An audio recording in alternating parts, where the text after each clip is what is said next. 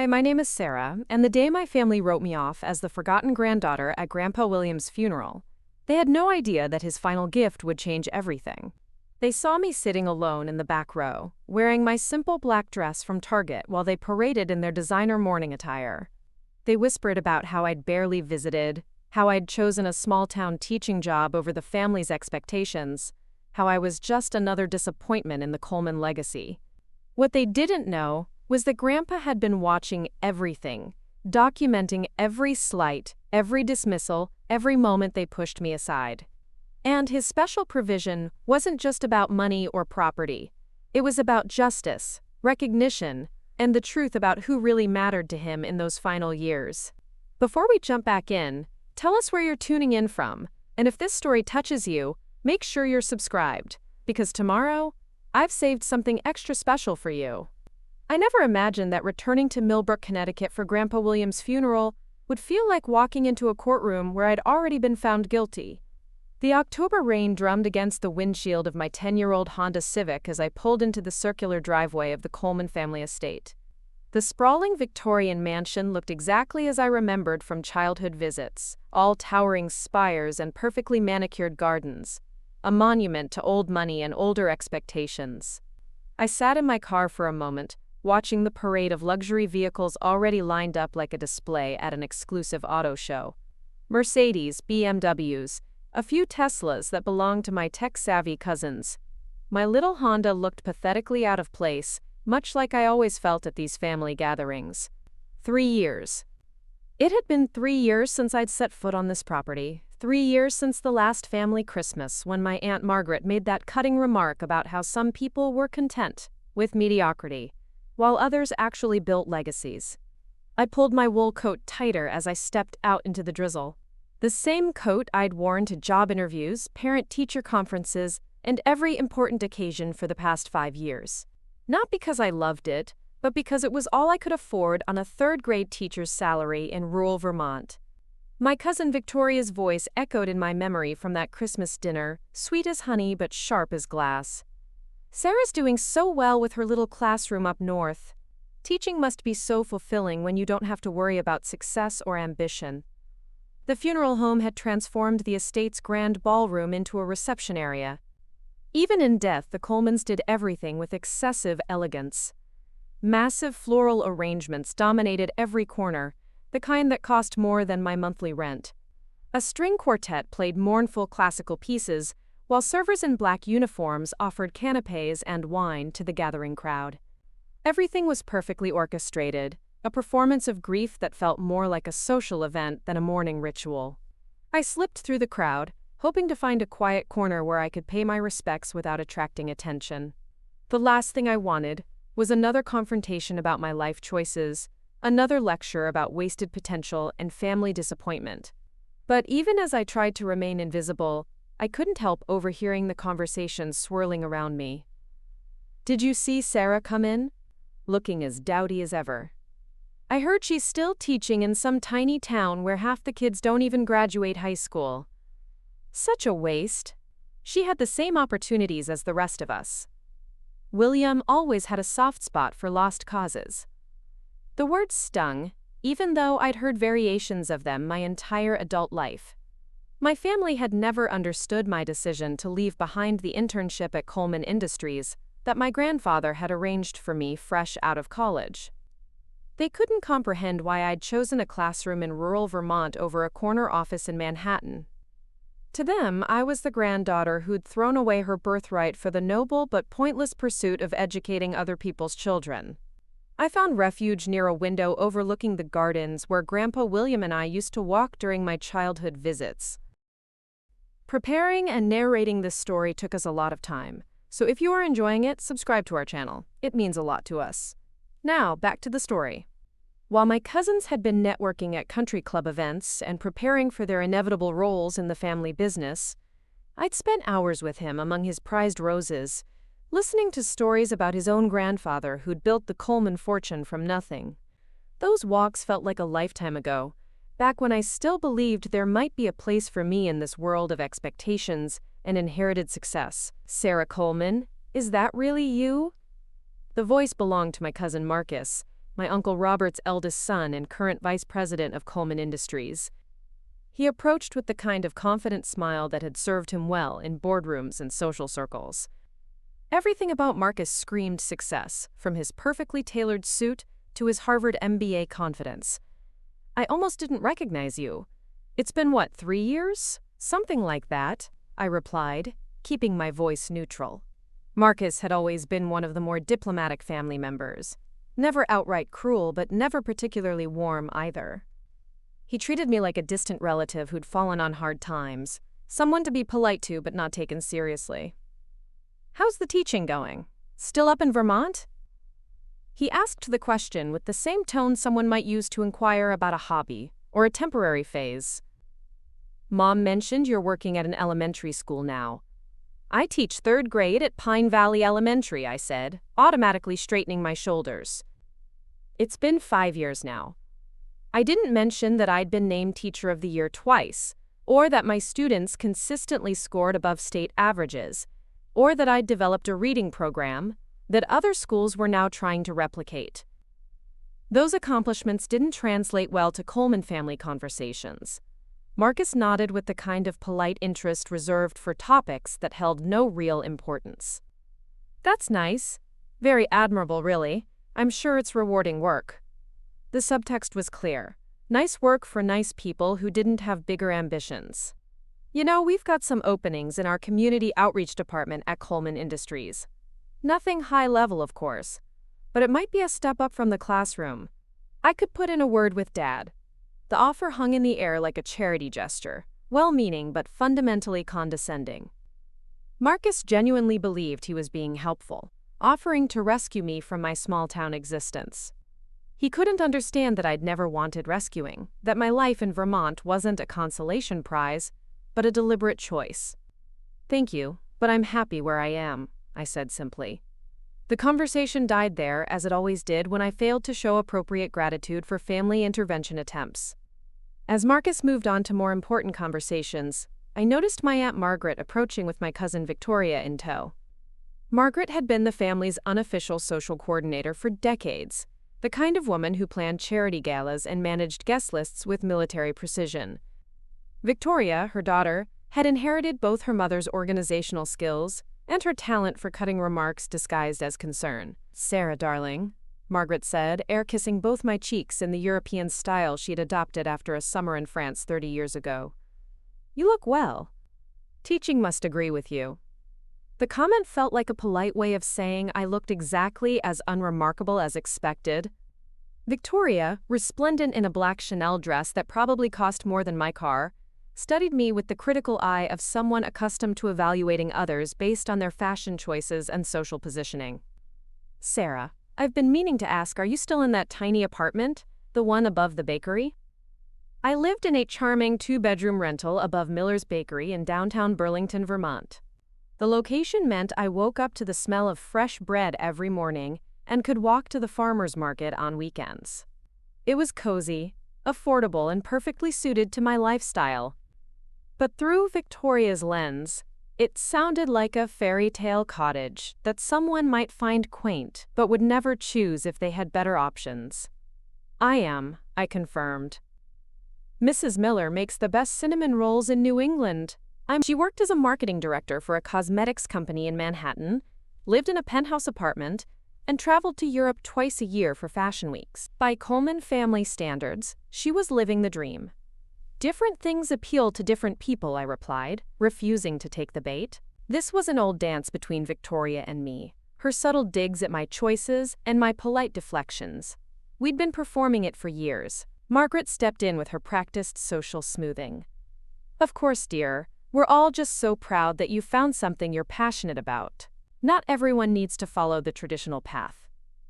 The words sounded supportive, but the emphasis on passionate made it clear that passion was a luxury for people who didn't have real responsibilities. The conversation continued in this vein for several more minutes, a careful exchange of pleasantries that managed to reinforce every assumption about my place in the family hierarchy. I was the well-meaning cousin who'd chosen heart over head, the one who'd prioritized fulfillment over achievement.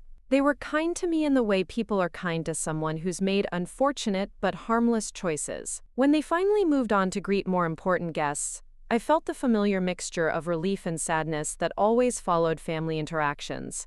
I loved these people, had grown up with them, shared countless holidays and celebrations, but somewhere along the way we'd grown so far apart that we might as well have been speaking different languages. I made my way toward the casket, where Grandpa William lay in peaceful repose, surrounded by more flowers than some small town saw in an entire spring season. He looked smaller than I remembered, frailer, but his face held the same gentle expression that had made him my favorite person in the world during those childhood visits. While other family members had always seemed to be evaluating me, measuring my potential against their expectations, Grandpa had simply enjoyed my company. Standing there, I remembered our last conversation 3 months ago.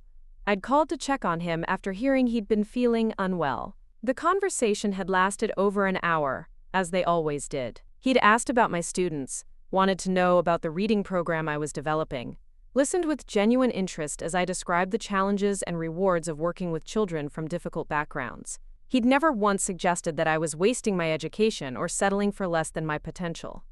He was proud of you, you know. The voice belonged to Mrs. Patricia Henley, Grandpa's longtime housekeeper and the closest thing he'd had to family during his final years. She'd worked for the Colemans for over 30 years, had practically raised some of my cousins, and knew our family dynamics better than most family members did. "Mrs. Henley," I said, turning to embrace the woman who'd been sneaking me extra cookies and defending me from cousin criticism for as long as I could remember. "How are you holding up?" "As well as can be expected," she replied, her eyes soft with genuine grief. Patricia had loved Grandpa William like a father, had cared for him with a devotion that went far beyond professional duty. "He talked about you often, especially these past few months. Kept that photo you sent him of your classroom right on his desk." I'd sent him a picture of my students at our annual science fair, all of them beaming with pride over their volcano projects and solar system models. It was the kind of informal snapshot that most people would file away and forget, but knowing he'd kept it displayed touched something deep in my chest. "He was always so supportive," I said, my voice catching slightly. "Even when everyone else thought I was making mistakes."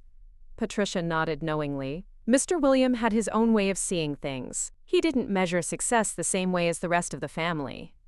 She glanced around the room, taking in the elaborate displays of wealth and status. "He used to say that the most important work happens in places where nobody's keeping score." We stood in comfortable silence for a moment. Two people who genuinely loved the man in the casket and understood that his worth couldn't be measured in stock portfolios or real estate holdings. Patricia had seen him at his most vulnerable, had witnessed his kindness when no one was watching, had appreciated his gentle humor and generous spirit. "The reading will be starting soon," Patricia said, checking her watch. "Mr. Harrison flew in from Boston this morning. He's been Mr. Williams' lawyer for over 20 years. I nodded, steeling myself for what would undoubtedly be another painful reminder of my place in the family structure. Will readings were formal affairs in the Coleman family, ceremonial acknowledgments of wealth transfer and legacy preservation. I expected to receive some small token, perhaps a piece of jewelry, or a modest cash gift, something appropriate for the granddaughter who'd chosen teaching over business. The family began gathering in Grandpa's study, a magnificent room lined floor to ceiling with leather-bound books and dominated by a massive mahogany desk that had belonged to his grandfather. This was where the real business of the Coleman family had always been conducted, where deals were made and futures decided. The irony wasn't lost on me that I was about to learn my final place in Grandpa's life, in the same room where I'd been gently discouraged from pursuing business interests years ago. My aunts and uncles arranged themselves in the front chairs like dignitaries at a state function. My cousins filled in behind them, an assembly of successful professionals who'd fulfilled their family obligations and reaped the appropriate rewards. I found a seat in the back row, next to Patricia and a few other longtime family employees who'd been invited to witness the proceedings. James Harrison, Esquire, was exactly what central casting would order for a family lawyer. Distinguished gray hair, expensive suit, the kind of authoritative presence that came from decades of handling other people's most important business. He carried a thick folder and wore the expression of someone about to perform a significant duty. "Ladies and gentlemen," he began, his voice carrying easily through the room, We're gathered here today to honor the final wishes of William Robert Coleman, as expressed in his last will and testament, executed 6 months ago and witnessed according to Connecticut state law. The formal language washed over me as my mind wandered to those childhood walks in the garden. Grandpa had always been a storyteller, regaling me with tales of family history and business adventures. But he'd also been an excellent listener, someone who asked thoughtful questions and remembered the details I shared about school and friends and dreams. While the rest of the family had been preparing me for predetermined success, he'd been interested in discovering who I actually was. Mr. Harrison began with the standard bequests, the distribution of property and investments that everyone expected. The house would go to my Uncle Robert, the eldest son and current head of Coleman Industries. Various stock holdings and investment accounts were divided among the children and grandchildren, according to a formula that reflected both family hierarchy and financial contribution to the family business. As he worked through the list, I heard my name mentioned in connection with a modest inheritance, exactly what I'd anticipated. $50,000, enough to pay off my student loans and perhaps put a down payment on a small house in Vermont. It was generous by normal standards, but modest by Coleman family standards. A gesture that acknowledged my existence without suggesting I was particularly important to Grandpa's legacy. But then Mr. Harrison paused, consulting his papers with the care of someone about to read something significant. "There is also a special provision," he announced, "established by Mr. Coleman for specific purposes and governed by particular conditions." The room grew quieter, if that was possible. Special provisions were unusual in Coleman family wills, which typically followed predictable patterns of wealth distribution. Even my usually chattering cousin seemed to sense that something unexpected was about to unfold. "This provision," Mr. Harrison continued, "relates to the William Coleman Foundation for Educational Excellence, established by the deceased 6 months ago, with an initial endowment of $12 million. $12 million. The number hung in the air like a physical presence. That was serious money, even by Coleman family standards. My Uncle Robert leaned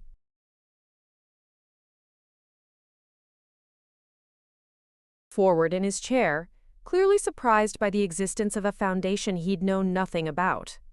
Margaret and Victoria exchanged confused glances. Marcus pulled out his phone, probably already calculating the tax implications. "The foundation's mission," Mr. Harrison read, "is to support innovative educational programs in underserved communities, with particular emphasis on literacy development and teacher training. The foundation will provide grants, scholarships, and direct support to educators who demonstrate exceptional commitment to their students' success." My heart began beating faster, though I couldn't yet articulate why. The foundation's mission sounded like everything Grandpa and I had discussed during our long phone conversations. All the challenges I'd described about working with limited resources and ambitious goals. But I couldn't imagine why he'd establish something so elaborate without mentioning it to anyone in the family. "Furthermore," Mr. Harrison continued, his voice taking on the cadence of someone reading something particularly important, "Mr. Coleman has designated his granddaughter, Sarah Elizabeth Coleman, as the Foundation's executive director, with full authority over grant distribution, program development, and strategic planning." The words hit me like a physical blow. Executive director, $12 million, full authority. My brain struggled to process what I was hearing while the room erupted in surprised murmurs and shocked exclamations. I felt every eye in the room turn toward me, some confused, some calculating, some frankly incredulous. "There must be some mistake," my Uncle Robert said, his voice tight with controlled surprise. "Sarah has no experience with foundation management or significant financial oversight." Mr. Harrison consulted his papers again, his expression professionally neutral. "There is no mistake, Mr. Coleman. Your father was quite specific about this appointment." He also included a letter explaining his reasoning, which I'm instructed to read aloud. He pulled out a sealed envelope, opened it carefully, and unfolded what appeared to be several pages of my grandfather's distinctive handwriting. Even from across the room, I recognized the careful script he'd used for important correspondence, the same writing that had appeared on birthday cards and Christmas letters throughout my childhood.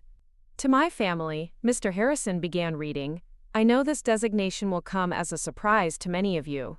You may question Sarah's qualifications or wonder why I didn't choose someone with more obvious business credentials. But I want you to understand that this decision comes from 30 years of watching my grandchildren grow into the adults they've become. The room was completely silent now, everyone hanging on words that were clearly going to explain a decision that had blindsided the entire family. Sarah is the only one among my grandchildren who chose a path based on service, rather than self-interest, the letter continued. While others were building impressive resumes and accumulating wealth, she was developing skills that can't be measured in stock portfolios. She learned how to see potential in struggling students, how to create learning environments with limited resources, how to measure success in terms of human development rather than financial gain. I felt my cheeks burning as the letter continued, aware that every word was being absorbed and analyzed by family members who were clearly reevaluating everything they thought they knew about Grandpa's final priorities. Moreover, Mr. Harrison read, Sarah has already proven herself capable of exactly the kind of work this foundation will do. Her reading program has been adopted by schools across Vermont and New Hampshire. Her students consistently outperform state averages despite coming from challenging backgrounds. She has secured grants, managed budgets, and demonstrated the kind of innovative thinking that educational reform requires. This was information I'd shared with Grandpa during our phone calls, updates about my work that I'd assumed were just conversation between a granddaughter and her supportive grandfather.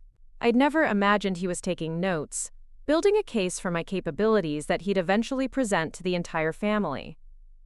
I've watched Sarah choose difficult work over easy money, choose impact over image, choose substance over status, the letter continued. These are exactly the qualities needed to run a foundation dedicated to educational excellence. She understands the challenges facing teachers and students in ways that can't be learned in business school or inherited through family connections.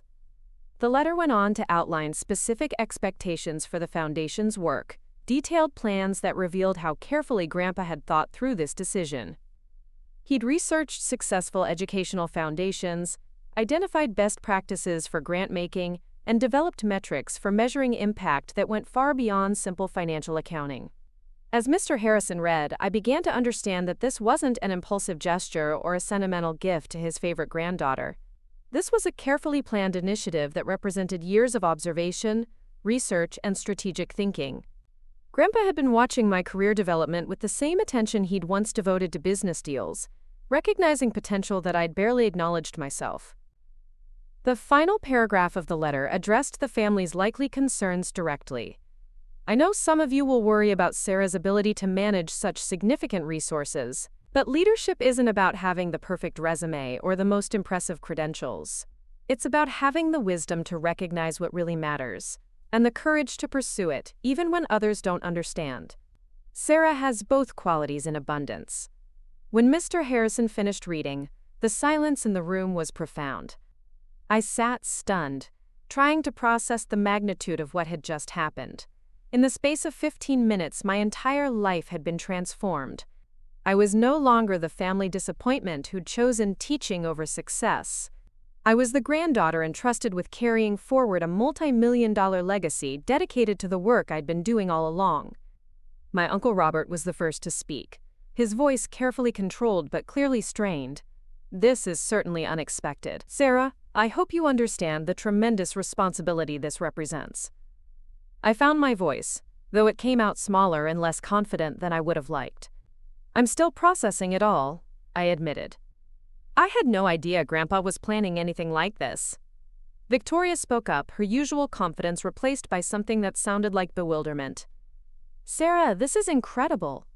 I mean, we always knew you were good at teaching, but running a foundation, that's executive-level work. The comment revealed everything about how my family had viewed my career. They'd seen teaching as a nice hobby for someone who wasn't cut out for serious professional responsibilities. The idea that my classroom experience might actually qualify me for significant leadership hadn't occurred to them. Margaret, ever the social coordinator, seemed to be calculating the implications for family dynamics. Well, this certainly changes things. Sarah, you'll need to think carefully about relocating. Foundation work requires being in major metropolitan areas, building relationships with other philanthropic organizations, Actually, I said, finding my footing as the initial shock began to wear off, the letter mentioned maintaining strong connections to rural and underserved communities. I think staying in Vermont might be an advantage, not a limitation. This was my first assertion of authority, my first indication that I might have ideas about how to run this foundation that differed from traditional family business approaches. The room absorbed this information with varying degrees of surprise and concern. Marcus, ever practical, moved quickly to financial considerations. Sarah, you'll need good legal counsel, experienced financial advisors. This kind of money requires sophisticated management. I'm sure Grandpa considered all of that, I replied, looking toward Mr. Harrison for confirmation. The lawyer nodded. Mr. Coleman established relationships with several firms that specialize in foundation management. He also set aside funds for anticipated. Throughout it all, I found myself thinking about those garden walks with Grandpa, understanding now that he'd been conducting a decades-long evaluation of his grandchildren's characters and capabilities. He'd watched Marcus build an impressive career by following established paths and meeting expected benchmarks. He'd seen Victoria accumulate the markers of success that their generation valued. He'd observed Robert's children positioning themselves for inherited leadership roles within the family business. But he'd also watched me choose a different path, one that prioritized service over status, and measured success in terms of human development rather than financial accumulation. And somehow, in ways I was only beginning to understand, he'd recognized that those choices qualified me for exactly the kind of leadership he wanted to see in his final legacy project. As the family began to disperse, making plans for follow-up conversations and legal consultations, I remained in my seat, still absorbing the magnitude of what had transpired. Mrs. Patricia approached me as the room emptied, her eyes bright with something that looked like vindication. "He knew," she said simply. "All those times when they said you were wasting your education, when they acted like teaching was settling for less. He knew exactly what you were building." I looked around the study, at the books and furniture that had witnessed decades of Coleman family decisions. Tomorrow, I would begin the process of learning how to run a foundation, how to deploy resources effectively, how to build partnerships with other organizations. I would need to develop skills I'd never imagined needing, take on responsibilities that would challenge me in entirely new ways. But tonight, I finally understood that Grandpa had seen something in me that I'd barely recognized myself. While my family had been disappointed in my choices, he'd been watching me develop exactly the capabilities that his final vision would require. The forgotten granddaughter, the one who'd chosen heart over head, was about to become the keeper of a legacy that could impact thousands of students and hundreds of teachers. The irony was profound and perfect. The family member they'd written off as lacking ambition was about to embark on the most ambitious project any of us had ever attempted. And the work I'd been doing in my small Vermont classroom, the work they'd seen as quaint but ultimately unimportant, was about to become the foundation for something that could change educational opportunities across entire regions. As I finally stood to leave, I caught my reflection in the window overlooking Grandpa's garden. The same woman who'd arrived that morning feeling like the family disappointment was looking back at me. But now I understood what Grandpa had seen all along. Sometimes the most important work happens in places where nobody's keeping score. And sometimes the person everyone underestimates is exactly the person you need to change the world. The next morning arrived with the kind of crisp autumn clarity that made Vermont feel like the center of the universe. I sat in my small kitchen above Miller's Bakery, nursing my second cup of coffee and staring at the business card Mr. Harrison had handed me before leaving the estate. Sarah Coleman, Executive Director, William Coleman Foundation for Educational Excellence. The title looked surreal, printed in elegant black font, like someone had made a mistake with the nameplate machine. My phone had been buzzing since dawn with calls from family members who'd apparently spent the night processing yesterday's revelation. I'd let them all go to voicemail, needing time to absorb the enormity of what Grandpa had entrusted to me. $12 million. The number kept circling through my mind like a mantra I couldn't quite believe. The first call I returned was to Mrs. Patricia, who answered on the second ring with the brisk efficiency that had made her indispensable to 3 generations of Colemans. "Sarah, dear, how are you holding up? That was quite a bombshell yesterday." "I'm still trying to wrap my head around it," I admitted, watching the morning crowd gather outside Miller's for their daily pastry fix. "Patricia, did you know?" "About the foundation, I mean." There was a pause, the kind of thoughtful silence that usually preceded Patricia's most honest observations. I knew he was working on something important these past few months. Lots of meetings with lawyers and financial advisors, phone calls with people I'd never heard of, but he kept the details close to his chest. "What about the other family members? Did anyone suspect?" "Your grandfather was very careful about compartmentalizing information," Patricia said diplomatically.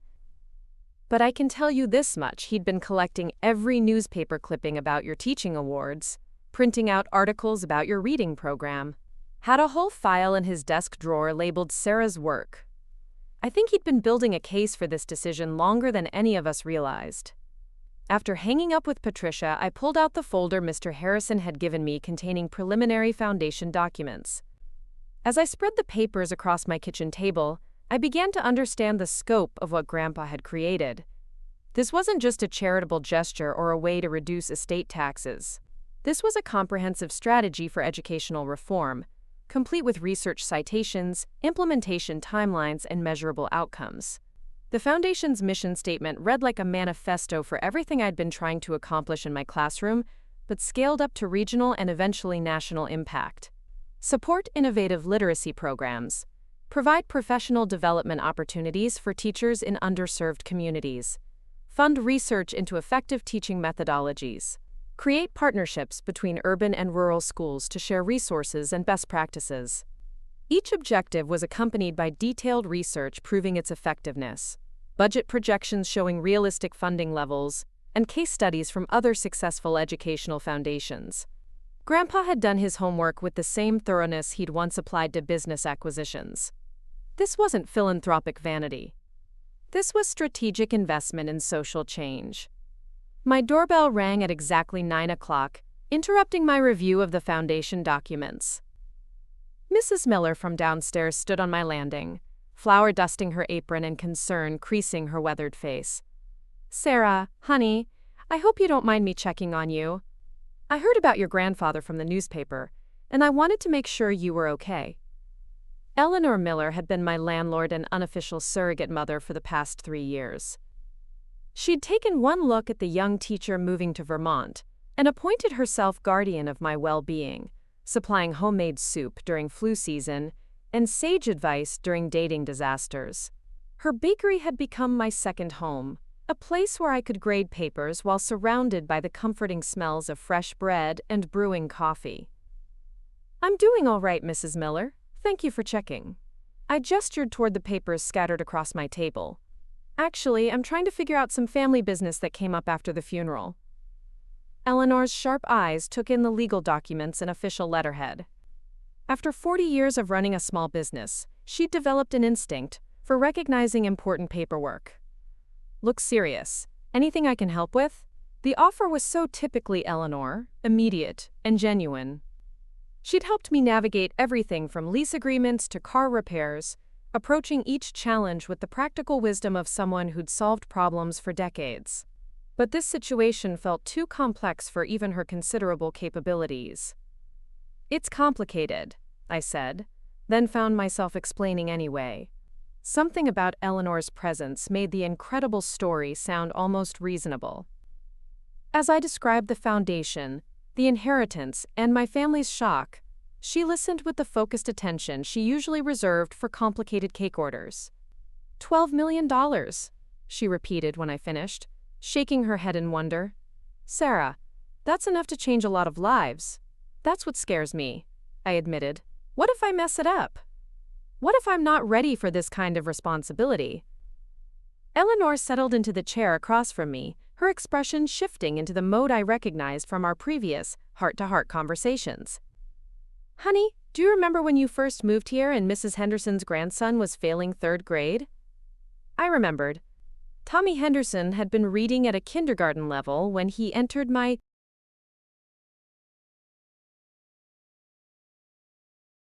classroom, convinced he was too stupid to learn. His grandmother had brought him to me in desperation, worried he'd be held back another year. I remember. You spent 3 months working with that boy after school, creating special lessons just for him, finding books that matched his interests. By Christmas, he was reading chapter books. By the end of the year, he was ahead of grade level. The memory was both painful and proud. Tommy had required intensive intervention, the kind of individualized attention that public school systems couldn't always provide. I'd worked with him for free, partly because his grandmother couldn't afford tutoring, and partly because I couldn't stand watching a bright child believe he was stupid. Mrs. Henderson still talks about you at the grocery store, Eleanor continued. Says you saved her grandson's future. Now he's in middle school, still loves reading, wants to be a writer someday. That was just one student, I protested. Exactly. One student whose life you changed completely. Now imagine having the resources to help hundreds of Tommies. Imagine being able to train other teachers to do what you did, or fund programs that identify struggling readers before they fall too far behind. The perspective shift was subtle but profound. Instead of seeing the foundation as an overwhelming responsibility, Eleanor was helping me envision it as an amplification of work I already knew how to do. The scale was larger, but the core mission was identical to what I'd been pursuing for years. My phone rang, interrupting our conversation. The caller ID showed my cousin Marcus, probably calling to offer unsolicited advice about foundation management. I let it go to voicemail, not ready for another family conversation that would make me feel inadequate. Families still adjusting to the news? Eleanor asked, accurately reading my expression. They're trying to be supportive, but I think they're also worried I'll embarrass them. Running a foundation isn't exactly like teaching 3rd grade. Eleanor laughed, the warm sound filling my small kitchen. Sarah, you've been running a foundation all along. Just a tiny one with a budget measured in your own salary instead of millions. The observation stopped me short. She was right, in a way. For years I'd been identifying needs, developing programs, securing resources, and measuring outcomes. I'd written grants for classroom supplies, partnered with community organizations to provide student services, and trained student teachers in effective methodologies. The foundation work would be more complex, but the fundamental skills were transferable. Besides, Eleanor continued, your grandfather didn't choose you randomly. He watched you work for years, saw how you solved problems and helped people. He knew exactly what he was doing. After Eleanor left, I spent the morning reviewing more foundation documents and beginning to understand the infrastructure Grandpa had already established. He'd hired a law firm specializing in nonprofit organizations, arranged for accounting services experienced with charitable foundations, and even identified potential office space in Burlington where I could establish foundation headquarters. The attention to detail was staggering. He'd researched successful educational foundations across the country, analyzing their structures and strategies. He'd identified key partners in the academic and nonprofit communities who could provide guidance and support. He'd even outlined a timeline for my transition from classroom teacher to foundation director, complete with professional development opportunities and mentoring relationships. Around noon, Mr. Harrison called with additional information about the foundation's operational structure. Sarah, I wanted to walk you through some of the practical details your grandfather established. He was quite thorough in his planning. I'm beginning to see that, I said, gesturing toward the pile of documents even though he couldn't see me. This is incredibly comprehensive. William spent 6 months developing this framework. He consulted with education experts, foundation specialists, and legal advisors. He wanted to ensure you'd have every possible advantage as you take on this role. Mr. Harrison explained that Grandpa had established a modest salary for me as teaching income but reasonable by nonprofit standards. He'd also created a separate budget for operational expenses, professional development, and staff expansion as the foundation grew. There's also a transition period built into the structure, Mr. Harrison continued. You have 6 months to complete your current teaching commitments while gradually taking on foundation responsibilities. Your grandfather understood that you wouldn't want to abandon your students mid-year. The thoughtfulness of this provision nearly brought me to tears. Even in death, Grandpa was protecting my students and honoring my professional commitments. He'd recognized that I would need time to transition gracefully from classroom teaching to foundation work, ensuring that neither responsibility would suffer. Furthermore, Mr. Harrison added, he established relationships with several experienced foundation directors who've agreed to serve as mentors during your first year. You won't be navigating this alone. By mid-afternoon, I'd begun calling these potential mentors, introducing myself, and trying to understand what support would be available. The conversations were encouraging and intimidating in equal measure. These were people who'd devoted their careers to philanthropic work, who managed budgets that dwarfed anything I'd ever handled, who spoke fluently about outcome measurement and strategic partnerships. But they also expressed genuine excitement about the Foundation's mission and my background in classroom teaching. Dr. Rebecca Santos, who directed a successful literacy foundation in California, spent 40 minutes on the phone with me discussing the unique advantages of having an executive director with direct teaching experience. Most foundation leaders come from business or nonprofit administration, she explained. They understand systems and processes, but they sometimes lose sight of what actually happens in classrooms. You'll bring a practitioner's perspective that's incredibly valuable. Dr. James Morrison, who ran educational programs for a major foundation in Chicago, echoed similar sentiments. The challenge in educational philanthropy is bridging the gap between research and practice. Teachers often feel like foundations don't understand their daily realities. Your background will help you design programs that actually work in real school environments. These conversations began shifting my perspective on my qualifications. Instead of seeing my teaching experience as somehow inferior to traditional business credentials, I was beginning to understand it as a unique asset that could inform more effective foundation work. My phone rang again around 4 o'clock. This time, it was my Uncle Robert, probably calling to discuss family business implications of the foundation. I'd been avoiding family calls all day, but eventually I'd need to engage with their concerns and questions. Sarah? His voice carried the authoritative tone he'd perfected during decades of running Coleman Industries. I hope you've had time to consider the magnitude of what your grandfather has entrusted to you. I'm still processing everything, Uncle Robert. It's a lot to absorb. Indeed it is. I want you to know that the family is prepared to support you in this endeavor, but we do have some concerns about the transition and your preparation for such significant responsibilities. The conversation proceeded exactly as I'd expected.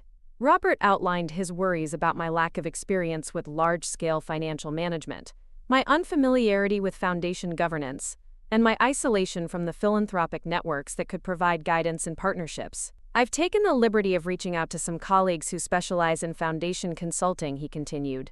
They could provide professional management services during your learning curve, essentially serving as interim directors while you develop the necessary skills. The offer was well-intentioned but deeply condescending. Robert was proposing to install professional managers, who would run the foundation while I served as a figurehead, gradually learning enough to eventually take real control. It was the family's standard approach to complex situations: bring in experts and maintain careful oversight until the inexperienced person was ready for real response. Concern, Uncle Robert? But Grandpa was very specific about his expectations. He wanted me to lead this foundation, not serve as a trainee under professional managers. Sarah, please understand that we're not questioning your intelligence or your commitment. But foundation work requires skills that can't be learned overnight. There are legal requirements, financial regulations, grant-making protocols. One mistake could jeopardize the entire enterprise. His concerns were valid, even if his proposed solution felt patronizing. Managing a $12 million foundation would indeed require skills I'd never developed. But hiring others to do the real work while I learned seemed to contradict everything Grandpa had intended. What if I compromise? I suggested.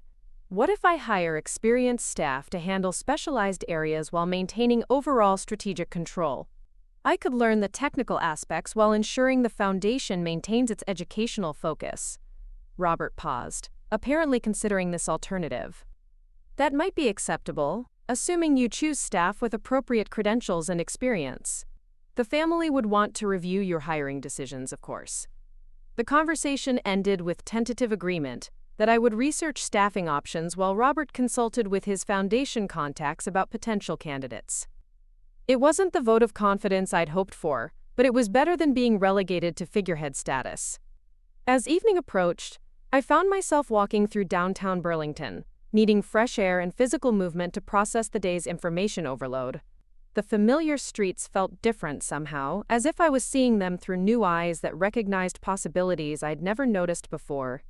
I passed the community center, where I'd volunteered with adult literacy programs, the library, where I'd helped develop after-school tutoring services, the coffee shop where I'd met with parents to discuss their children's learning challenges. Suddenly, these scattered volunteer activities looked like preparation for foundation work. Practical experience with exactly the kind of community partnerships and program development I'd need to master. My phone buzzed with a text from Victoria. "Sarah, I've been thinking about yesterday's news all day. I owe you an apology for years of not taking your work seriously. Can we talk?" The message surprised me. Victoria had never been deliberately cruel, but she'd also never shown particular interest in my teaching career or respect for my professional choices. Her acknowledgement felt significant, a crack in the family's collective assumption about my capabilities and ambitions. I called her back, curious about what had prompted this moment of reflection. "Sarah, I need to tell you something," Victoria began without preamble. "Yesterday, when Mr. Harrison read Grandpa's letter, I realized how completely I'd misunderstood your career. I thought you were settling, choosing the easy path because you couldn't handle corporate pressure." "And now?" I asked, genuinely curious about her changed perspective. "Now I'm researching educational foundations and realizing how complex and important this work is. Do you know that foundation grants have funded some of the most significant educational innovations of the past decade? Early childhood programs, teacher training initiatives, literacy interventions. This isn't charity work, Sarah. This is strategic investment in social change." Victoria's research had led her to the same recognition that my mentor conversations had reinforced. Foundation work, done effectively, required sophisticated understanding of educational systems, research methodologies, and program evaluation. It demanded strategic thinking and long-term vision, skills that complemented rather than replaced my classroom experience. "I also realized something else," Victoria continued. "All those times we teased you about your simple lifestyle and your dedication to teaching, you were actually developing exactly the skills Grandpa valued most. You learned how to see potential in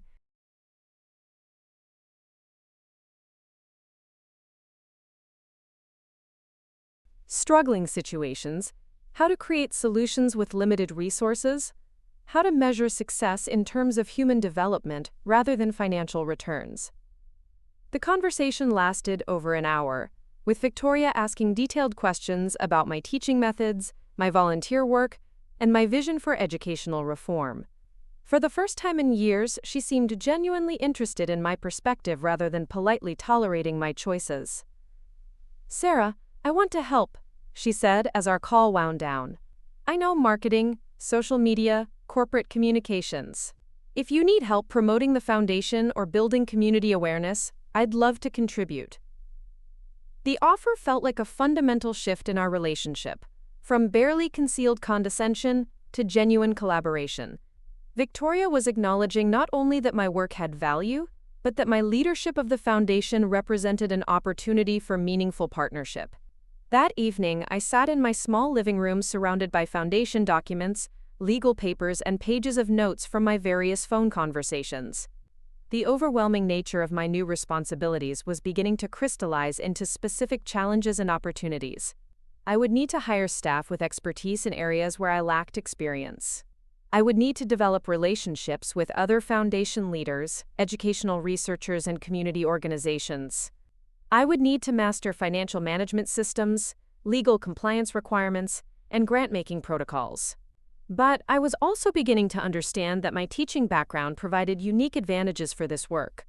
I understood schools from the inside, knew how educational innovations succeeded or failed in real classroom environments, and could communicate effectively with the teachers and administrators who would ultimately implement foundation-funded programs. More importantly, I shared Grandpa's vision for educational equity and excellence. Like him, I believed that every child deserved access to high-quality learning opportunities, regardless of their family's economic circumstances or their school's funding levels. Like him, I understood that educational reform required long-term commitment and strategic investment, not just good intentions and temporary interventions. As I prepared for bed, I thought about tomorrow's agenda. I needed to visit several schools in Vermont and New Hampshire, where my reading program was being implemented, not just to check on their progress, but to begin thinking like a foundation director rather than a classroom teacher. How could successful local innovations be scaled up for broader impact? What systemic barriers prevented good programs from spreading to other communities? How could foundation funding accelerate positive changes that were already working? For the first time since Mr. Harrison had read Grandpa's will, I felt something approaching excitement rather than anxiety. The foundation represented an opportunity to amplify work I'd been passionate about for years, to address problems I'd seen firsthand, to support educators who shared my commitment to student success. I wasn't the family disappointment who'd chosen teaching over business success. I was the granddaughter who'd been quietly preparing for exactly the kind of leadership Grandpa's final vision required. And tomorrow, I would begin the process of proving that his faith in me was justified. 3 weeks into my transition from classroom teacher to foundation director, I discovered that good intentions and careful planning couldn't prevent family politics from becoming a battlefield. I was sitting in my temporary office at the foundation's Burlington headquarters, reviewing grant applications from rural schools across New England, when my assistant knocked on the door with an expression that immediately put me on alert. "Sarah, your Uncle Robert is here to see you. He doesn't have an appointment, but he says it's urgent family business." Jennifer Martinez had been working with nonprofit organizations for over a decade before I hired her as my administrative coordinator. Her ability to read situations and people had already proven invaluable, and right now her concerned expression told me this wasn't an expression that had served him well in corporate negotiations. Behind him trailed a man I didn't recognize. Someone in an expensive suit who radiated the particular confidence that came from years of managing other people's money. "Sarah, I hope you don't mind us dropping by unannounced. There are some pressing matters we need to discuss regarding the foundation's operations." Robert's tone was pleasant, but carried an undertone of authority that suggested this wasn't really a request for my time. "Of course, Uncle Robert. Please, have a seat." I gestured toward the chairs facing my desk, noting how both men immediately began assessing my office setup with the critical eye of people accustomed to evaluating business operations. "This is Martin Ashworth," Robert continued, indicating his companion. "He's a senior partner at Ashworth Financial Management, one of the most respected investment firms in New England. They specialize in foundation endowment management and have an impressive track record with organizations similar to ours." The possessive pronoun didn't escape my notice. Robert had said ours, not yours, as if the foundation was a family enterprise, rather than an independent organization under my direction. I kept my expression neutral while making a mental note of the assumption. Martin Ashworth stepped forward with the practiced charm of someone accustomed to winning over potential clients. "Ms. Coleman, it's a pleasure to meet you. Your uncle has told me wonderful things about your educational background and your passion for this important work." The compliment felt carefully calculated, acknowledging my expertise while subtly emphasizing the limits of that expertise. Educational background and passion were fine qualities, but they weren't the same as financial acumen or foundation management experience. "Thank you, Mr. Ashworth. I understand you work with educational foundations." "Among others, yes. We currently manage endowments for over 40 nonprofit organizations, including several focused on educational reform. We've helped them maximize their investment returns while maintaining appropriate risk levels for charitable enterprises." Robert leaned forward, adopting the patient tone he might use to explain complex business concepts to someone with limited experience. "Sarah, after reviewing the foundation's initial financial structure, Martin and I have identified some opportunities for optimization. The current investment strategy is quite conservative, which is understandable given your grandfather's cautious approach, but it may not be maximizing the foundation's long-term potential." I had spent the previous week working with the foundation's current financial advisor, a modest but competent firm that Grandpa had selected specifically for their experience with educational nonprofits. They had recommended a balanced investment approach that prioritized steady growth over aggressive returns, explaining that foundation endowments required different strategies than corporate portfolios. What kind of optimization are you suggesting? I asked, curious to understand their specific proposals. Martin opened his briefcase and produced a detailed presentation folder. We've developed a comprehensive investment strategy that could increase your annual grant-making capacity by 30 to 40% within 3 years. By shifting toward growth-oriented investments and taking advantage of current market opportunities, we could significantly expand the foundation's impact. The numbers were impressive, but something about the presentation felt too smooth, too perfect. I had learned enough about foundation management to know that higher returns usually meant higher risks, and charitable organizations had different obligations than profit-seeking enterprises. That sounds ambitious, I said carefully. What level of risk would be involved in achieving those returns? Robert answered before Martin could respond. Every investment involves some level of risk, Sarah. The key is managing that risk through diversification and professional expertise.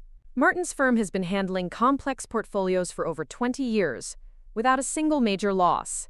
The statement was reassuring but didn't actually answer my question about risk levels. I made another mental note to research Ashworth Financial Management independently before making any decisions about changing the foundation's investment strategy. I appreciate you bringing this to my attention, I said, accepting the presentation folder. I'll need time to review these proposals and consult with our current advisors before making any changes to the investment approach. The response clearly wasn't what they had expected. Martin's smile tightened slightly, and Robert's expression shifted toward something resembling impatience. Sarah, I don't think you understand the urgency of this situation, Robert said, his voice taking on the authoritative tone he used when subordinates weren't grasping important concepts quickly enough. Investment markets are constantly changing. Opportunities that exist today may not be available next month. Delay could cost the foundation hundreds of thousands of dollars in potential returns. The pressure felt deliberate, designed to push me toward a quick decision before I could conduct proper due diligence. I had encountered similar tactics during my brief corporate internship years ago. High-pressure sales techniques that relied on creating artificial urgency to prevent careful consideration. Uncle Robert, I understand your concern about maximizing the foundation's potential. But I also have a fiduciary responsibility to ensure that any investment changes align with the foundation's mission and risk tolerance. Grandpa chose the current approach for specific reasons, and I need to understand those reasons before making modifications. My response was calm but firm, establishing my authority over foundation decisions while acknowledging the family's interest in optimal outcomes. It was a delicate balance, but one I was learning to navigate as I established my leadership role. Martin tried a different approach, appealing to my desire for maximum educational impact. Ms. Coleman, think about what an additional $2 or $3 million in annual grants could accomplish. That's enough to fund comprehensive literacy programs in dozens of schools, or provide teacher training for hundreds of educators. By maintaining conservative investment strategies, you're potentially limiting the number of children who could benefit from the foundation's work. The argument was emotionally compelling and strategically manipulative. He was using my commitment to educational equity as leverage to promote investment strategies that might not be appropriate for a charitable foundation. The technique was sophisticated but transparent once I recognized it. Mr. Ashworth, I appreciate your perspective on potential impact. But sustainable impact requires sustainable funding. I need to ensure that the foundation's resources will be available for decades to come, not just for the next few years of favorable market conditions. The conversation continued for another 20 minutes, with both men presenting increasingly elaborate arguments for why immediate action was necessary and conservative approaches were short-sighted. They offered to provide references from other foundations they managed, to arrange meetings with satisfied clients, to develop customized proposals that addressed any specific concerns I might have. Throughout the discussion, I found myself thinking about a conversation I'd had with Dr. Rebecca Santos, my mentor from the California Literacy Foundation. She had warned me about family members and financial advisors who might try to influence foundation decisions based on their own interests rather than the organization's mission. The money makes people behave differently, she had explained. Suddenly, everyone has opinions about how you should operate, suggestions for improvement, offers to help that come with strings attached. Your job is to protect the foundation's independence while maintaining family relationships. It's not easy, but it's essential. After Robert and Martin finally left, promising to follow up with additional information and urging me to move quickly on their proposals, I sat alone in my office feeling the weight of competing pressures. The family clearly expected me to welcome their guidance and defer to their superior business experience. But my instincts suggested that their advice might not align with the foundation's best interests. I called Dr. Santos, needing perspective from someone with no financial stake in my decisions. "Sarah, you're encountering one of the classic challenges of foundation leadership," she said after I described the morning's meeting. "Family foundations often struggle with boundary issues between personal relationships and organizational governance. Your relatives mean well, but they may not understand the different requirements for managing charitable assets. How do I handle this without creating family conflicts? Carefully and professionally. Establish clear policies about investment decisions. Require multiple bids for any major financial changes, and always document your decision-making process. If their proposals have merit, they'll withstand proper scrutiny. If they don't, you'll have objective reasons for declining." Following her advice, I spent the afternoon researching Ashworth Financial Management. Their track record was indeed impressive, but their client base consisted primarily of private wealth management and corporate portfolios. They had limited experience with foundation endowments, which operated under different legal and ethical constraints than traditional investment accounts. More concerning, several of their investment strategies involved derivatives and leveraged positions that were inappropriate for charitable organizations. Foundation endowments were supposed to provide stable, long-term funding for mission-related activities, not maximize short-term returns through aggressive trading strategies. The next morning brought another unexpected visitor. Victoria arrived at my office carrying coffee and pastries from Miller's Bakery, a peace offering that suggested she wanted something more than a casual family chat. "Sarah, I hope you don't mind me stopping by. I wanted to apologize for yesterday's ambush with Uncle Robert and his financial advisor. I heard about it from Marcus, and I think they handled the situation poorly." The apology surprised me. Victoria had been genuinely supportive since learning about the foundation, but family loyalty usually prevented Colemans from criticizing each other's business decisions, especially to outsiders. "You think they handled it poorly?" Victoria settled into the chair across from my desk, choosing her words carefully.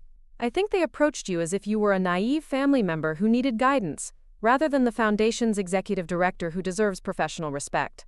There's a difference between offering advice and attempting to override your authority. The distinction was subtle but important.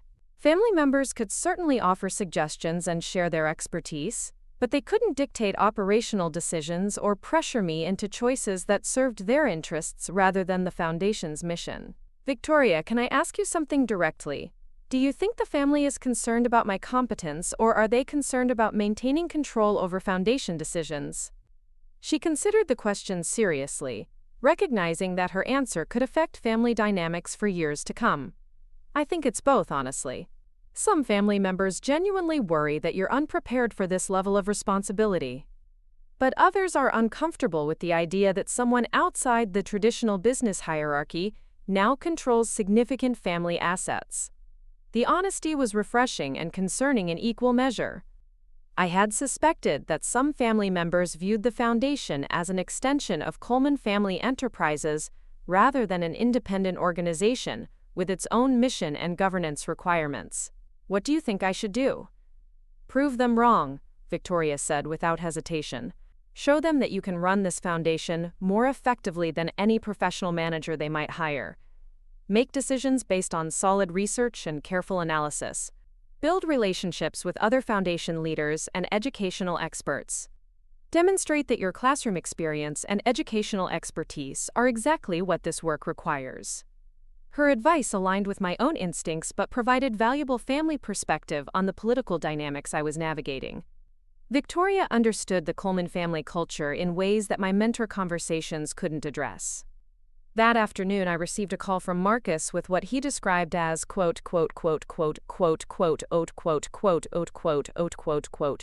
Mabolt, one of the grant applications I was considering, had submitted a proposal for funding their after-school literacy program, exactly the kind of initiative the foundation was designed to support. "Sarah, I've been doing some research on that school district, and there are some red flags you should know about. Their test scores have been declining for 3 years. Their superintendent was recently investigated for financial irregularities, and their previous grants haven't shown measurable improvement in student outcomes. The information was disturbing if accurate, but something about Marcus's tone suggested he had specific reasons for opposing this particular grant. Pine Ridge was exactly the kind of struggling rural school that needed foundation support most desperately, but it was also the kind of high-risk investment that made business-minded family members nervous. "Marcus, where did you get this information?" "I've been working directly with their principal and reviewing their academic data, and my research shows different results. I have contacts in the education consulting field who track school district performance for investment purposes. They provided detailed reports on Pine Ridge's financial and academic situation. I can forward them to you if you'd like." The offer felt like another attempt to influence my grant-making decisions, this time by providing information that contradicted my own research. I was beginning to recognize a pattern of family members questioning my judgment and offering alternative sources of guidance that happened to align with their preferences. I appreciate the concern, but I need to base grant decisions on my own research and site visits. If there are legitimate concerns about Pine Ridge, I'll investigate them thoroughly before making final funding decisions. The response clearly frustrated Marcus, who had expected me to defer to his research and recommendations. Our conversation ended with his suggestion that I might want to reconsider my decision-making process to include more family input and professional oversight. By the end of my first month as foundation director, I was beginning to understand that the real challenge wasn't learning grant-making procedures or mastering financial management systems.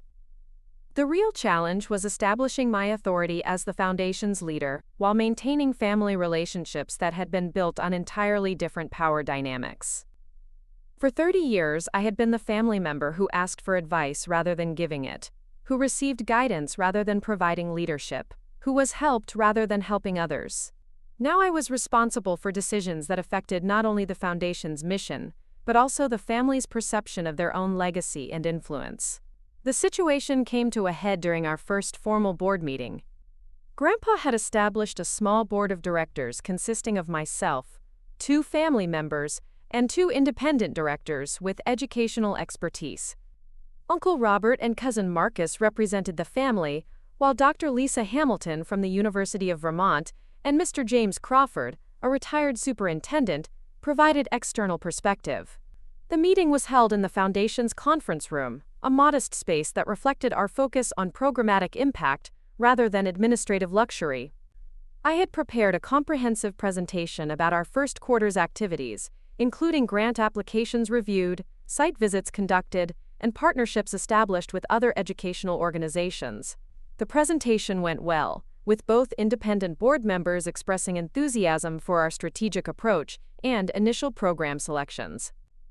But when we reached the agenda item about investment policy review, the family dynamics that had been simmering for weeks finally erupted into open conflict. Robert began by questioning whether our current investment strategy was sufficiently aggressive for a foundation with significant growth potential. Marcus supported his father's position, arguing that conservative investments were preventing us from maximizing our educational impact. They presented Martin Ashworth's proposals as evidence that we could substantially increase our grant-making capacity through more sophisticated financial management endowments. They pointed out that aggressive investment strategies had caused problems for other charitable organizations during market downturns, limiting their ability to maintain consistent grant-making during periods when community needs were greatest. The discussion quickly became a debate about my qualifications to make complex financial decisions. Robert argued that foundation management required expertise that couldn't be developed through classroom teaching, no matter how dedicated or successful that teaching had been. Marcus suggested that I should delegate investment decisions to professional managers while focusing on the educational programming that better matched my background. Their arguments were presented respectfully, but the underlying message was clear. They believed I was in over my head and needed professional oversight to protect the foundation from poor decisions. The independent board members seemed uncomfortable with the family tension, but reluctant to take sides in what appeared to be a personal dispute. I had spent weeks preparing for this moment, anticipating that my authority would eventually be challenged, and that I would need to defend both my decisions and my qualifications. but experiencing the challenge in real time felt more personal and more threatening than I had expected. Uncle Robert, Marcus, I understand your concerns about maximizing the foundation's impact, I began, keeping my voice steady despite the adrenaline coursing through my system. But I need to remind everyone that Grandpa chose me to lead this foundation for specific reasons that he outlined clearly in his letter. I pulled out a copy of Grandpa's letter from the will reading, a document I had been carrying with me as a reminder of his confidence in my capabilities.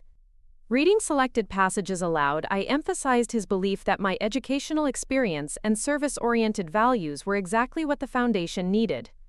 Furthermore, I continued, I've spent the past month consulting with experienced foundation directors, researching best practices for educational philanthropy, and developing relationships with academic experts who can provide ongoing guidance. My decisions are not being made in isolation or without professional input. The response shifted the conversation from questioning my qualifications to evaluating the substance of my approach. Instead of defending my right to make decisions, I was now explaining how I made those decisions and why my methods were appropriate for the Foundation's mission. Dr. Hamilton asked detailed questions about my mentor relationships and the research basis for my grant-making criteria. Mr. Crawford inquired about my partnership development with other educational organizations and my plans for measuring program effectiveness. Their questions were challenging but supportive, designed to understand my strategic thinking rather than undermine my authority. By the end of the meeting, we had established a compromise that addressed the family's concerns, while preserving my leadership role. The foundation would obtain additional investment proposals from firms specializing in nonprofit endowment management, but the final decisions would remain with me as executive director, subject to board approval for any major policy changes. More importantly, we had established clear boundaries between family advice and organizational governance. Robert and Marcus could certainly share their expertise and express their concerns, but they couldn't override my decisions or pressure me into choices that contradicted my professional judgment. Walking back to my apartment that evening, I reflected on how much had changed since the funeral 6 weeks ago.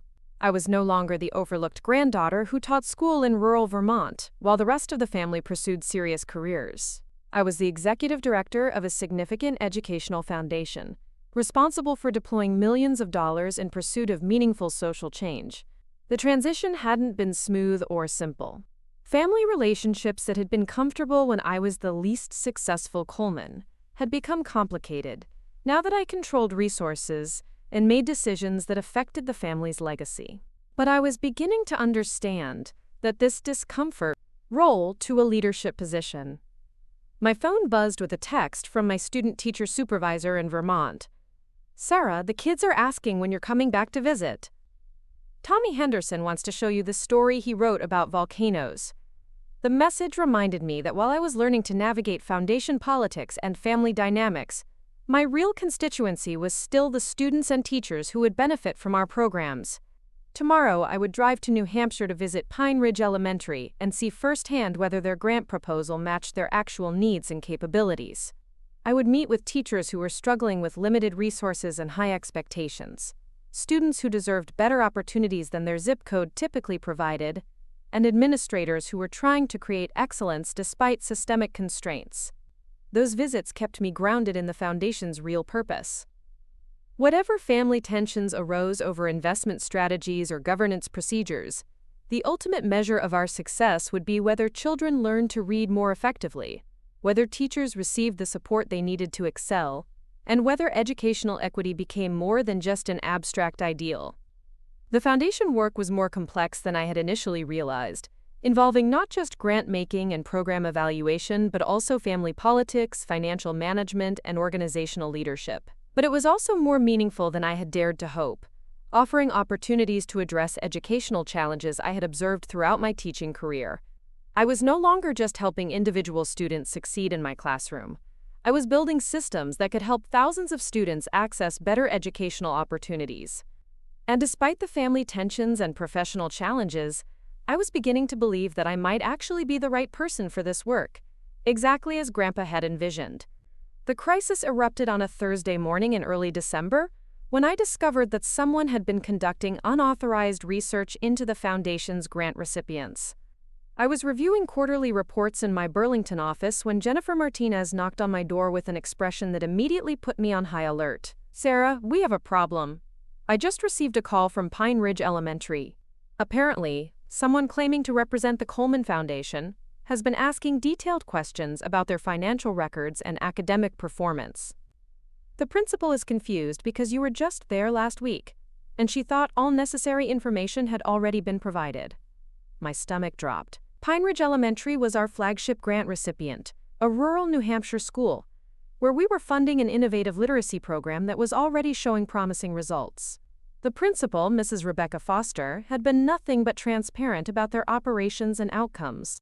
There was no legitimate reason for additional investigation, especially not without my knowledge or authorization. "Who was making these inquiries?" I asked, though I suspected I already knew the answer. The principal didn't get a name, but the person mentioned having concerns about the school's financial stability and wanted to verify information before the foundation made any additional commitments. They specifically asked about the superintendent's previous investigation and questioned whether the literacy program was actually improving student outcomes. The details matched exactly the concerns Marcus had raised weeks earlier, when he'd tried to discourage me from approving Pine Ridge's grant application. I had thought that issue was resolved after I conducted my own thorough investigation and presented evidence of the school's genuine need and strong leadership. Apparently, some family members weren't satisfied with my decision-making process. I called Mrs. Foster immediately, apologizing for the confusion and trying to understand exactly what had transpired. Her account was troubling. The unnamed investigator had presented himself as a foundation representative conducting routine due diligence, but his questions went far beyond normal grant monitoring procedures. "Ms. Coleman, I have to tell you, the conversation made me very uncomfortable," Mrs. Foster explained. "This person seemed less interested in understanding our program than in finding problems with it. He asked about staff turnover, budget shortfalls, and student discipline issues that have nothing to do with our literacy initiative. It felt more like an interrogation than a program evaluation. The unauthorized investigation represented a serious breach of foundation protocols and a direct challenge to my authority as executive director. Someone was conducting parallel research into our grant recipients, apparently looking for reasons to question my funding decisions. The implications extended beyond this single incident to the foundation's credibility and my ability to maintain productive relationships with partner schools. I spent the morning calling other grant recipients to determine whether they had received similar visits or inquiries. The pattern that emerged was both systematic and troubling. 3 of our 5 current grantees had been contacted by someone claiming foundation affiliation, with questions focused specifically on potential problems rather than program successes. Mountain View Middle School in Vermont had been asked about their principal's lack of advanced administrative credentials. Riverside Elementary in New Hampshire faced questions about their teachers' union activities and recent contract negotiations. Each inquiry seemed designed to uncover information that could cast doubt on my grant-making judgments.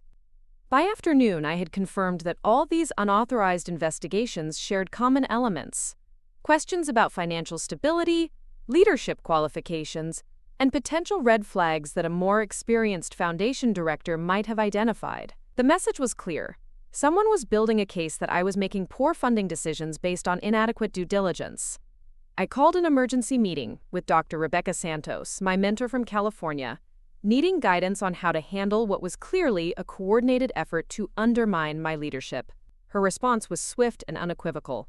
"Sarah, this is completely unacceptable. No one should be representing your foundation without your explicit authorization, and no one should be second-guessing your grant decisions through independent investigations. You need to identify who's responsible and put a stop to this immediately. I'm pretty sure I know who's behind it, but I don't have definitive proof. How do I confront family members about this without destroying relationships permanently?" You confront them directly and professionally. This isn't about family dynamics anymore, Sarah. This is about protecting the foundation's integrity and your ability to do the job your grandfather entrusted to you. If family members can't respect those boundaries, then the relationships were already compromised. That evening, I worked late in my office, preparing for what I knew would be a difficult conversation. I compiled documentation of the unauthorized inquiries, including dates, times, and specific questions that had been asked. I reviewed the Foundation's policies regarding external communications and grant monitoring procedures.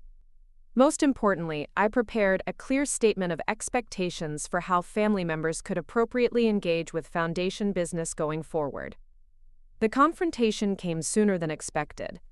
Marcus appeared at my office the next morning without an appointment, carrying a folder that I suspected contained the results of his unauthorized research. His expression mixed determination with something that looked like embarrassment, as if he knew he'd crossed a line but felt justified in doing so. "Sarah, we need to talk about some concerns that have come to my attention regarding the Foundation's grant-making process." "Marcus, before we discuss any concerns, I need to ask you directly. Have you or anyone working on your behalf been contacting our grant recipients to conduct independent investigations?" The question caught him off guard. He had clearly planned to control the conversation by presenting his research as legitimate oversight, but my direct approach forced him to address his methods before discussing his findings. "I've been doing some follow-up research on schools that are receiving Foundation funding," he admitted. "Given the significant amounts involved and the potential risks to the Foundation's reputation,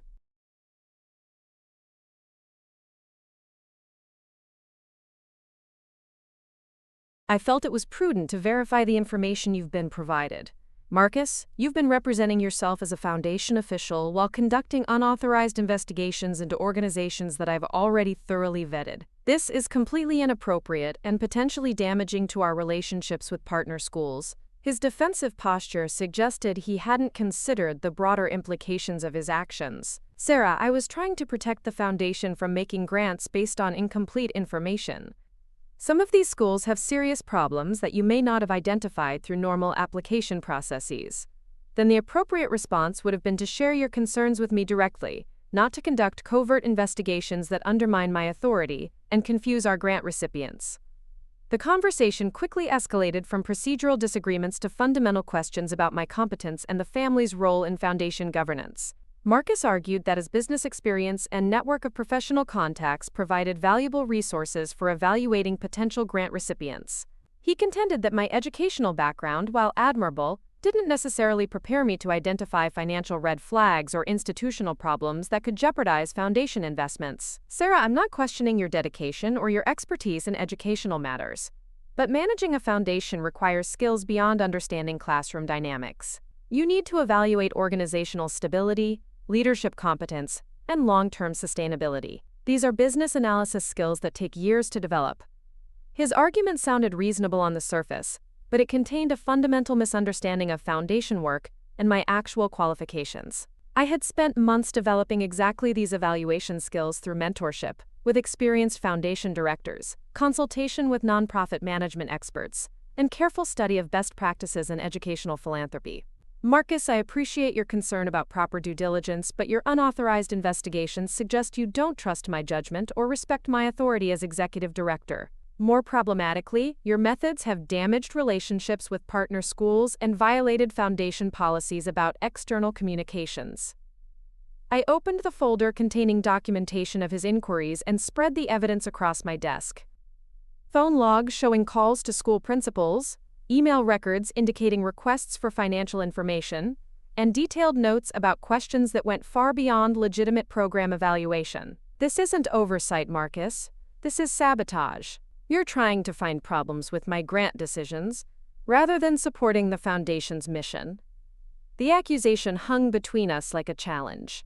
Marcus could either acknowledge his inappropriate behavior and commit to respecting Foundation boundaries, or he could escalate the conflict by defending his actions and questioning my right to establish those boundaries. He chose escalation. "Sarah, if pointing out potential problems with grant recipients constitutes sabotage, then maybe the real issue is your unwillingness to accept legitimate criticism. Dad and I have been trying to provide guidance and support, but you've consistently rejected our input and insisted on making decisions independently. I've rejected inappropriate attempts to override my authority and substitute your judgment for mine. There's a difference between offering advice and conducting unauthorized investigations designed to undermine my decisions." The distinction was crucial but apparently lost on Marcus, who seemed genuinely puzzled by my resistance to what he viewed as helpful family involvement. From his perspective, the foundation was a family enterprise that should benefit from collective wisdom and shared responsibility. From my perspective, it was an independent organization with clear governance structures that couldn't function effectively if family members felt entitled to bypass established procedures. Our argument was interrupted by the arrival of Uncle Robert, who had apparently been summoned by Marcus when the conversation began going poorly. Robert's presence transformed a difficult family discussion into a formal challenge to my leadership of the foundation.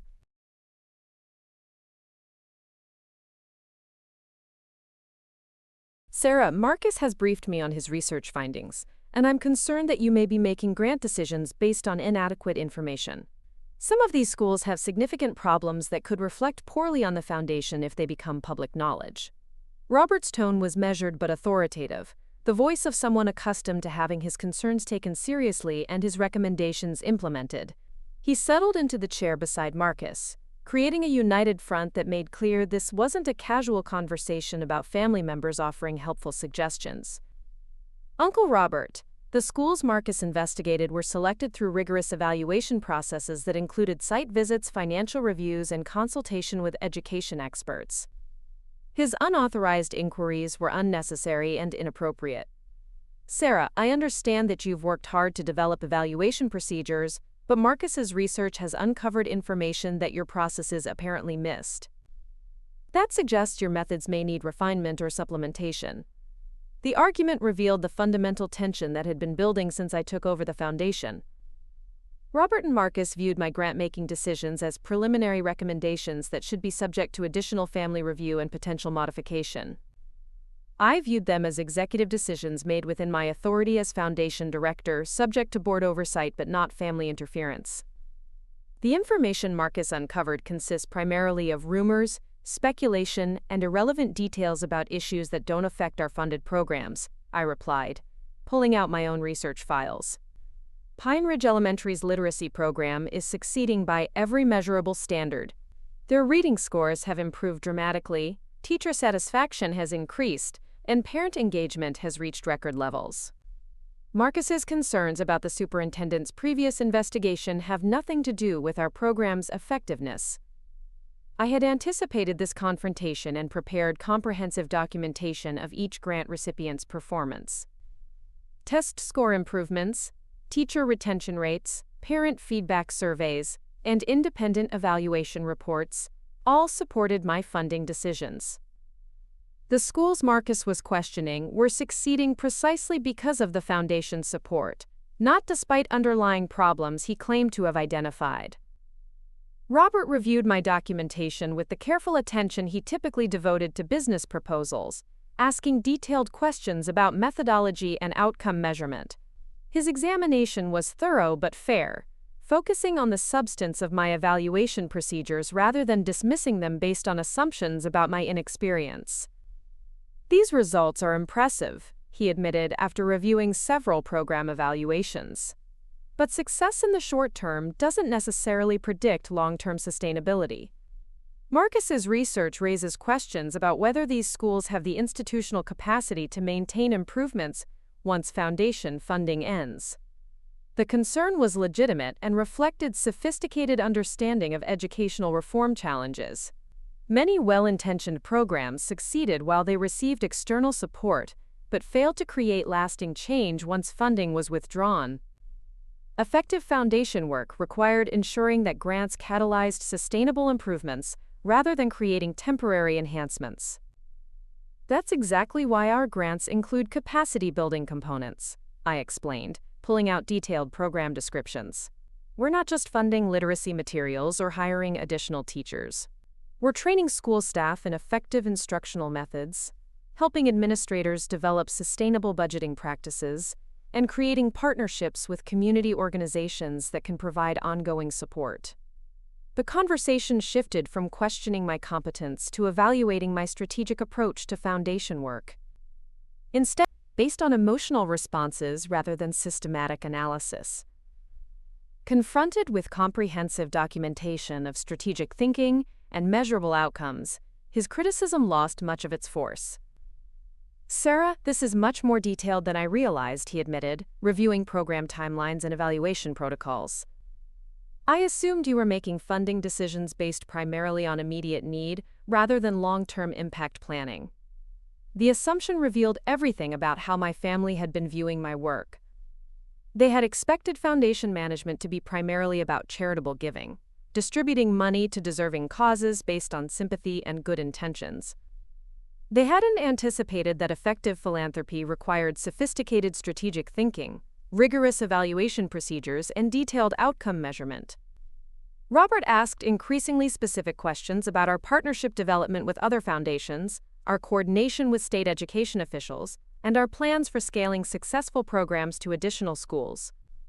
His inquiries demonstrated growing recognition that foundation work was indeed complex professional activity, requiring specialized knowledge and experience. Where did you learn these evaluation methodologies? He asked, apparently puzzled by the contrast between my teaching background and my foundation management capabilities. From the same place anyone learns complex professional skills. Mentorship with experienced practitioners, intensive study of best practices, consultation with subject matter experts, and careful attention to what works and what doesn't. The response was sharper than I intended, but I was tired of family members acting surprised that I could develop new competencies through dedicated effort and professional development. They had mastered their own careers through similar processes of learning and growth, but somehow expected foundation work to be different, simpler, more intuitive. The meeting concluded with an uneasy truce rather than complete resolution. Robert and Marcus acknowledged that my grant-making procedures were more sophisticated than they had realized, and that the early results were encouraging. But they maintained that family oversight was appropriate, given the Foundation's connection to Coleman family legacy and resources. I agreed to provide regular updates about grant recipient performance and to welcome family input during appropriate stages of the decision-making process. But I insisted that all external communications must be authorized by me as executive director, and that unauthorized investigations would not be tolerated under any circumstances. Furthermore, I added, looking directly at Marcus, if you have concerns about specific grant decisions, those concerns should be raised with me directly rather than through independent research designed to find problems with my judgment. The agreement felt fragile but necessary, a temporary compromise that addressed immediate issues while leaving larger questions about family involvement unresolved. I knew that future conflicts were inevitable as I continued establishing the Foundation's independence from Coleman family business traditions. That evening, I called each of the school principals who had been contacted by Marcus's investigation, apologizing for the confusion and reassuring them about the Foundation's commitment to their programs. The conversations were easier than I had expected, with most administrators expressing understanding about family dynamics and appreciation for my direct communication about what had transpired. Mrs. Foster from Pine Ridge Elementary was particularly gracious. Ms. Coleman, we've worked with enough foundations to know that these situations sometimes arise. What matters to us is that you're personally committed to our success, and that the support continues to help our students achieve their potential. Her response reminded me that the Foundation's real constituency wasn't my family or other philanthropy professionals, but the educators and students who benefited from our programs. What they needed to excel in their classrooms. The confrontation with Robert and Marcus had been exhausting and emotionally draining, but it had also been clarifying. I was no longer the uncertain new Foundation director wondering whether I was qualified for this responsibility. I was an experienced executive who had developed sophisticated skills, achieved measurable outcomes, and earned the respect of education professionals across the region. The family might need time to adjust to this new reality, but I was finally confident in my own competence and authority. Grandpa had chosen me for this work not because I was his favorite granddaughter, but because I possessed exactly the combination of educational expertise, strategic thinking, and commitment to service that effective Foundation leadership required. Looking out my office window at the lights of Burlington spreading below, I thought about the students whose lives had already been changed by our programs, and the thousands more who would benefit from Foundation grants in the years ahead. That was the legacy Grandpa had envisioned, and that was the responsibility I was determined to fulfill, regardless of family politics or professional challenges. Tomorrow, I would visit Riverside Elementary to observe their new reading intervention program and meet with teachers who were implementing instructional strategies supported by our grant. The day after, I would attend a regional education conference where foundation directors shared best practices for supporting rural schools. Next week, I would review applications for our spring grant cycle, evaluating proposals that could extend our impact to additional communities. The work was exactly what I had hoped foundation leadership would involve: strategic thinking about educational improvement, partnership building with dedicated professionals, and direct involvement in creating opportunities for student success. The family tensions were an unfortunate distraction, but they couldn't diminish the satisfaction of using resources effectively to address problems I had observed throughout my teaching career. I was no longer just helping individual students succeed in my classroom. I was building systems that could help thousands of students access better educational opportunities.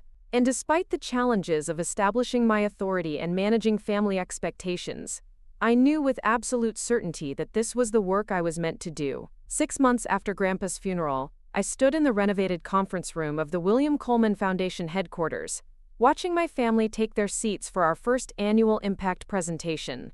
The same relatives who had once dismissed my teaching career as a charming but ultimately insignificant pursuit were now listening intently as I outlined our foundation's achievements and future expansion plans. Uncle Robert arrived early, carrying a folder of what I assumed were thoughtful questions about our financial performance and program sustainability. Marcus entered with Victoria, both of them engaged in animated conversation about teacher training initiatives we were developing with the University of Vermont. Even my parents had driven up from Connecticut, my father wearing the proud expression that had once been reserved for my brother's legal victories and my cousin's corporate promotions. "Ladies and gentlemen," I began, feeling completely comfortable in the leadership role that had once seemed impossibly daunting. "I'm pleased to present the William Coleman Foundation's first-year impact report." The numbers spoke for themselves. 12 schools across Vermont and New Hampshire had received grants totaling $800,000. Reading proficiency rates had improved by an average of 35% among participating students. Teacher retention in our partner schools had increased dramatically as educators gained access to professional development opportunities and innovative instructional resources. But beyond the statistics were the stories that made our work meaningful. Tommy Henderson, the struggling reader I had tutored years ago, was now mentoring younger students through a peer literacy program we had funded at his middle school. Mrs. Foster from Pine Ridge Elementary had been selected as New Hampshire's Principal of the Year, largely based on the innovative approaches she had implemented with foundation support. Our newest initiative, I continued, involves partnering with rural libraries to extend literacy programming beyond school hours. We're creating community learning hubs where families can access educational resources and children can receive homework assistance in environments designed specifically for academic success. The proposal represented exactly the kind of systems thinking that had convinced Grandpa I was the right person to lead this foundation. Instead of simply funding individual schools or teachers, we were building networks of support that could sustain educational improvements across entire communities. Victoria raised her hand with a question that surprised me. "Sarah, how are you measuring the long-term sustainability of these programs? What happens to schools when foundation grants end?" The question demonstrated sophisticated understanding of philanthropic challenges and genuine interest in our strategic planning. Victoria had spent considerable time learning about foundation work, transforming from skeptical family member to informed supporter, who asked exactly the kinds of questions that helped improve our effectiveness. "Excellent question," I replied, pulling up data about our graduated schools. "We design 3-year grant cycles that gradually reduce funding while building internal capacity. By year 3, partner schools are sustaining their literacy programs through budget reallocations, additional funding sources, and community partnerships we help them develop." Marcus leaned forward with his own inquiry. "What about scaling successful programs to additional states? Are there opportunities for regional or national expansion?" His question reflected a complete transformation in how he viewed foundation work. Instead of questioning whether I was qualified to manage significant resources, he was encouraging me to think bigger about our potential impact. The shift from skepticism to strategic support had occurred gradually as our results demonstrated the effectiveness of my approach to educational philanthropy. "We're actually exploring partnerships with foundations in Maine and Massachusetts," I announced, sharing information I hadn't previously discussed with family members. "There's significant interest in replicating our rural literacy model across New England, which could eventually impact thousands of additional students." The presentation continued for another hour, with family members asking detailed questions about program evaluation methodologies, partnership development strategies, and plans for measuring community-level impact. Their engagement was genuine and informed, reflecting months of education about foundation work and growing respect for the complexity of what we were accomplishing. After the formal presentation ended, my father approached me privately, his expression carrying the weight of years of misunderstanding finally being resolved.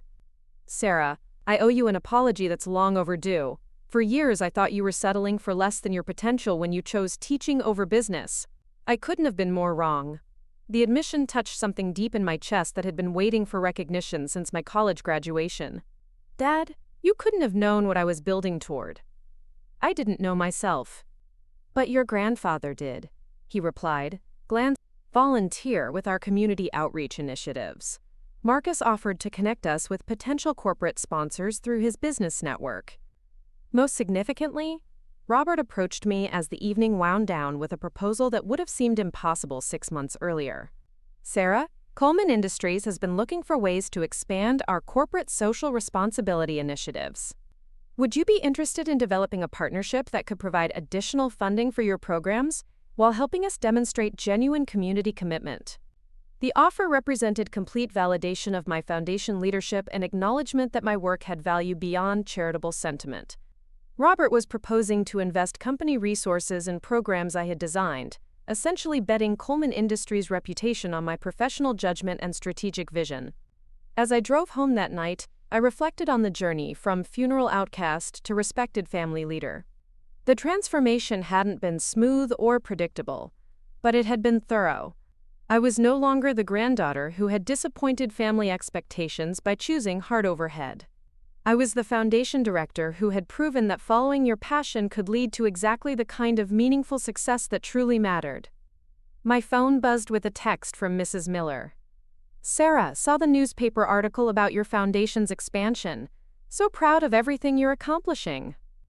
The local paper had featured our annual report on the front page, highlighting how foundation grants were revitalizing rural education across the region. More messages followed throughout the evening. Former students, teaching colleagues, community members who had watched my transition from classroom teacher to foundation director. Each message reinforced that the work we were doing mattered not just to my family, but to the broader community of people who cared about educational opportunity and student success. But the most meaningful recognition came the next morning in an envelope addressed in familiar handwriting. Inside was a letter from Tommy Henderson, now in 8th grade and thriving academically. "Dear Miss Coleman," he had written, "thank you for believing in me when I couldn't read, and for creating programs that help other kids like me. I want to be a teacher someday so I can help struggling readers the way you helped me." The letter reminded me that success couldn't be measured in foundation assets or family approval, but in the lives changed through dedicated work and strategic investment in human potential. Tommy's transformation from struggling reader to confident student was exactly what Grandpa had envisioned when he entrusted me with resources to amplify the work I had been doing all along. I was no longer the forgotten granddaughter who sat in the back row at family gatherings. I was the keeper of a legacy that honored both Grandpa's vision and my own commitment to educational equity. And every day brought new opportunities to prove that the quiet observers, the ones everyone underestimates, often possess exactly the qualities needed to change the world. Up next, you've got 2 more standout stories right on your screen. If this one hit the mark, you won't want to pass these up. Just click and check them out.